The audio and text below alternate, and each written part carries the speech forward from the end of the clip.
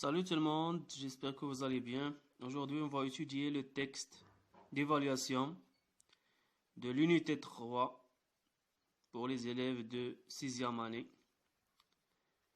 Le texte, le voilà, la mort par le pétrole. Alors, on va lire d'abord la mort par le pétrole. Aujourd'hui, un grave danger menace les oiseaux de mer. Le pétrole qui flotte à la surface de l'océan. Ce liquide gluant colle les plumes et empoisonne ceux qui essayent de l'enlever avec leur bec. Les oiseaux peuvent aussi mourir de froid si leurs plumes sont imprégnées de pétrole. Le pétrole vient des bateaux géants qui le transportent. Lorsqu'un de ces bateaux heurte un rocher et que sa coque est percée, le pétrole s'en échappe et vient flotter en surface. La mer est polluée pour de longs mois.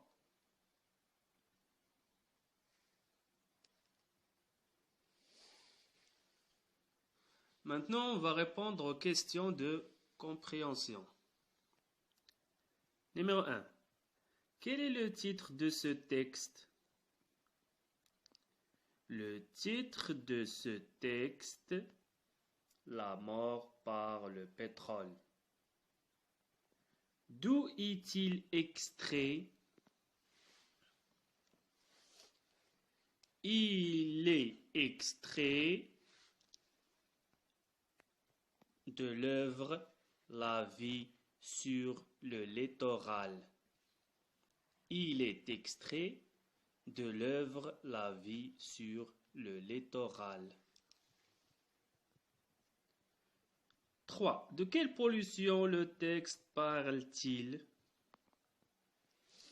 Le texte parle de la pollution des océans. Le texte parle de la pollution de l'eau ou bien des océans. 4.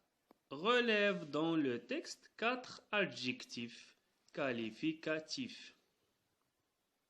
Voilà le texte. Alors, les adjectifs qualificatifs, comme ici, un grave danger. Grave, c'est un adjectif qualificatif. Il qualifie le mot danger.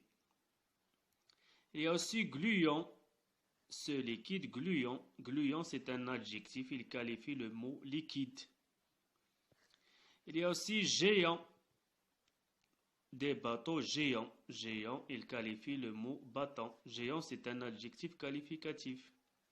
Il y a aussi pollué. Mer, comme elle est la mer, elle est polluée. Lent-moi. Lent, c'est un adjectif, il qualifie le mot moi. Alors on peut écrire grave, gluant, géant, pollué, lent. Ce sont des adjectifs qualificatifs. Relève dans le texte l'adjectif qui décrit la mer. Comment elle est la mer? L'adjectif qui qualifie ou bien qui décrit la mer à partir du texte. Il est la mer. Regardez la dernière phrase. La mer est polluée. Polluée, c'est l'adjectif qui qualifie le nom, la mer. Alors, je vais essayer de vous expliquer un peu le sens de ce texte en arabe. سنحاول إعطاء فكرة باللغة العربية عن هذا النص. لاحظوا العنوان.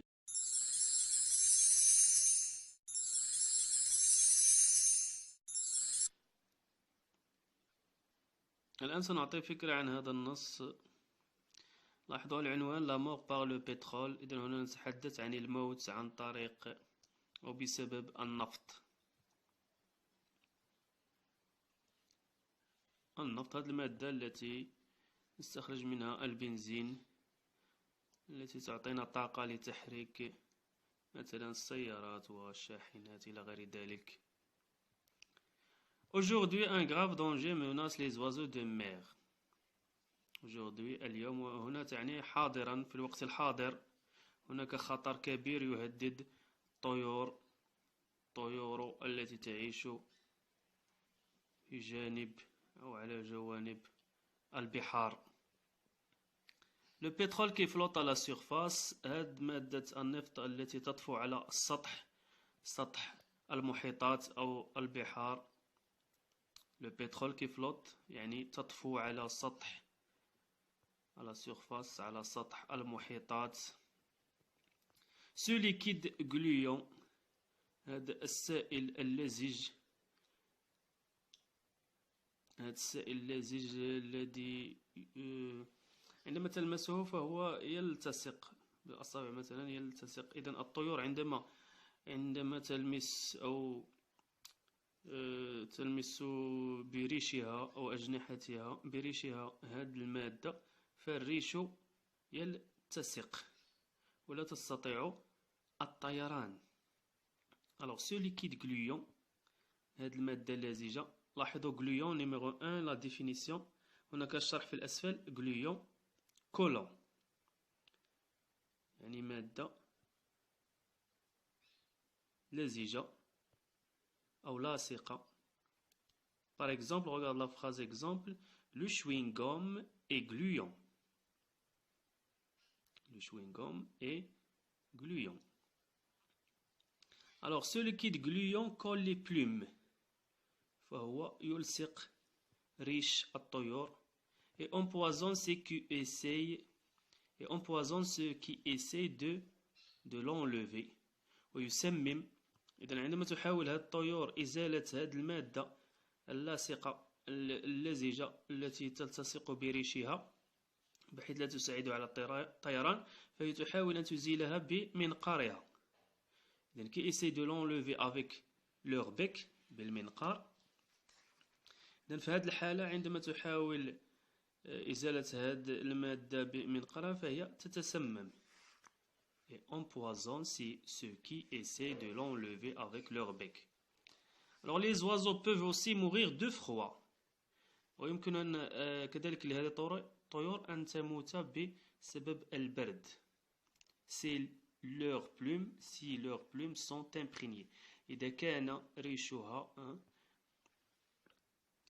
قد التصقت به هذه مادة النفط. إذن كذلك عندما يكون ريشها قد التصقت به هذه المادة، مادة النفط، البترول، alors فهي تحس بالبرد، وهذا البرد يسبب لها الموت. Le pétrole vient des bateaux géants qui le transportent. من أين يأتي هذا النفط الذي يطفو فوق ماء البحار والمحيطات؟ فهو يأتي عن طريق البواخر الكبيرة الخاصة بنقل هذه المادة. فالبواخر التي تنقل هذه المادة عندما يحدث لها حادث، lorsque l'un de ces bateaux heurte un rocher، لأن في حالة إذا اصطدمت هذه الباخرة بصخرة ما وتسببت لها في شروخ أو في صدع في هيكل الباخرة، alors هناك ثقب. alors quand la coque، الهيكل الباخرة، تعرض إلى حادث، هناك كسر، هناك شرخ أو هناك ثقب في هذه البواخر التي تحمل النفط، فهذا النفط يخرج وينتشر. alors le pétrole s'en échappe et vient flotter en surface. إذن هذا النفط فهو يخرج وينتشر فوق سطح هذه البحار والمحيطات، ولهذا نجد بقع كبيرة من النفط فوق ماء المحيطات والبحار، وهذا يسبب تلوثا لهذه البحار. Alors la mer est polluée pour de longs mois. هذا يسبب تلوث خطير لمدة شهور طويلة، لمدة de longs mois، لمدة شهور طويلة لهذه البحار والمحيطات. وهذا يؤثر خاصة على الطيور وكذلك الأسماك. الطيور التي تعيش بجانب هذه البحار التي تتغذى بالأسماك كالنورس مثلا، وكذلك الأسماك التي تعيش وسط هذه البحار وغيرها من الحيوانات المائية. إذن هذه البواخر التي تنقل هذا النفط من بلد إلى آخر عندما تتعرض لحادثة وهيكلها يتصدع، يعني يتكسر، هناك ثقب فيه، فهذا النفط يخرج وينتشر فوق سطح البحار، وتصبح البحار ملوثة لمدة طويلة من الشهور، لشهور طويلة.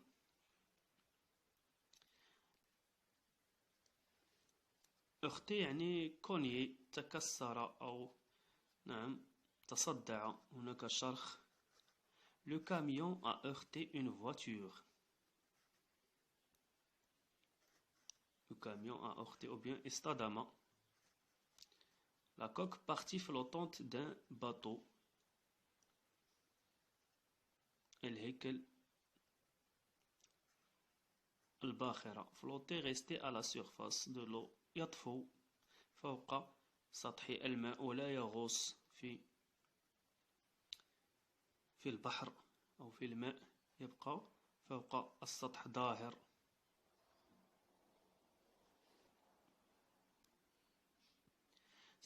ستجدون إن شاء الله الأجوبة على هذه الأسئلة، أسئلة الفهم، les réponses de ces questions de compréhension à la fin de la vidéo. J'espère que c'est clair et à bientôt إن شاء الله. Je vous souhaite bonne chance. دائما ندعوكم للاشتراك في القناة ودعمنا بالضغط على زر الإعجاب، وننتظر تعليقاتكم، وشكرا والله المعين.